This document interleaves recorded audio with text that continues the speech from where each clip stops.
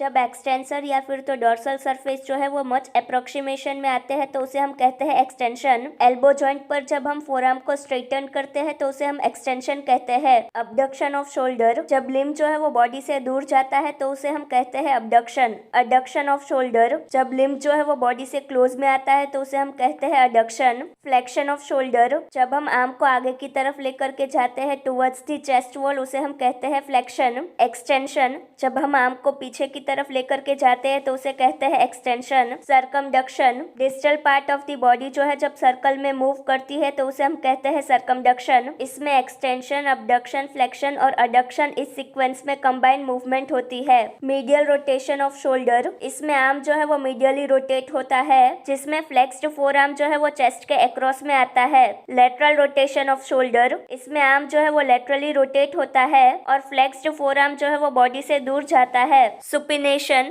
इसमें पाम जो है वो फॉरवर्ड या फिर तो अपवर्ड फेस कर रहा होता है। प्रोनेशन, इसमें पाम जो है वो बैकवर्ड या फिर तो डाउनवर्ड फेस कर रहा होता है। जब सारी फिंगर्स एक साथ आ जाती है तो उसे हम कहते हैं अडक्शन ऑफ फिंगर्स। जब सारी फिंगर्स को हम सेपरेट कर देते हैं तो उसे हम कहते हैं abduction of fingers. Opposition of thumb, जब थंब का जो टिप है वो किसी भी फिंगर के टिप को टच करता है तो उसे हम ओपोजिशन कहते हैं।